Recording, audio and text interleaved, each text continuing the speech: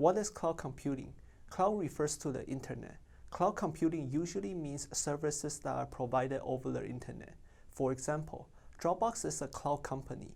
You can upload files to Dropbox and you can access them from anywhere. Dropbox buys the servers, network cables, and disk. You simply go to their websites and you can start to store files in the cloud. You pay Dropbox based on how much you store. The terms SaaS, PaaS, and IaaS are different classifications of cloud computing. SaaS stands for Software as a Service. It generally refers to a full service solution. Some examples are Dropbox, Gmail, and Salesforce. SaaS is intended to be used by the general public. IaaS is another class of cloud computing. IaaS stands for Infrastructure as a Service. Unlike SaaS, Infrastructure as a Service is intended to be used by IT departments or software developers. Infrastructure here refers to IT infrastructure, such as machines and networking switches. Except in this case, we are not talking about actual machines, but virtual machines. Virtual machine is conceptually a computer within the physical machine. You can log into the virtual machine, install software, and run your application. It behaves just like an actual machine, but it is actually just a program run on a physical machine. Users can use Infrastructure as a Service to build web application. The provider maintains the physical server and network connection. The user maintains the virtual machine and anything within it, including middleware, runtime, web framework, and the business logic. Since users have access to a virtual machine, they can install any software that they want. They can also set up any network topology that they want. Developers have a lot of flexibility. At the same time, they also need to shoulder a lot of responsibilities. Developers need to install all of the software dependencies that they need.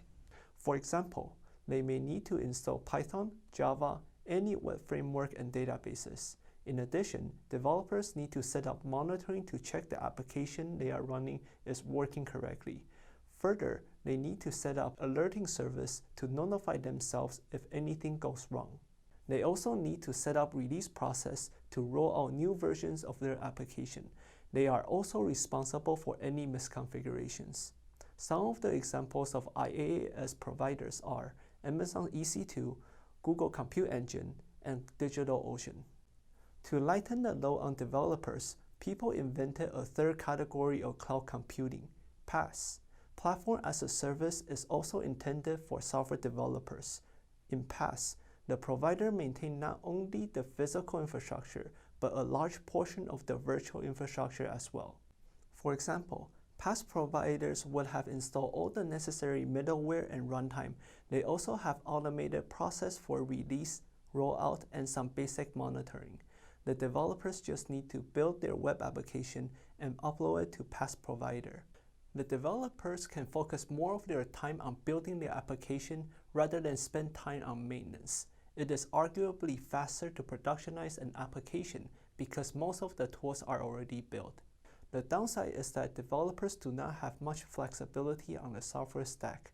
They can only use the stack that the platform supports. If they want to do some custom modification, it is very difficult or impossible to do. In addition, PaaS may also be more expensive than IaaS when scaling up. Some examples of PaaS providers include AWS Beanstalk and Google App Engine. How do you choose between these three options? This answer really depends on your use case. SaaS is very good for specialized use case. For example, using Gmail or Slack for internal communication will work very nicely. However, SaaS may not work well outside of their intended purposes. For example, YouTube won't work well as a messaging app. In addition, some services are charged by subscription. You may be charged even without using it. PaaS is intended for developers to build an application. It is good when the web application's language and framework is supported by the provider. However, if your application needs to grow beyond that, then PaaS becomes a limitation. For example, say you are using Amazon's Beanstalk to build a dashboard. If you want to use Java with Tomcat, then it would be a good fit because Beanstalk supports it. However, if you use Scala, then Beanstalk won't work because Scala is not supported. Infrastructure as a service is also intended for developers to build applications. It is great when a web application does not fit any standard PaaS framework. For example, a web crawler that periodically scrapes a news website and has a machine learning model to analyze the result.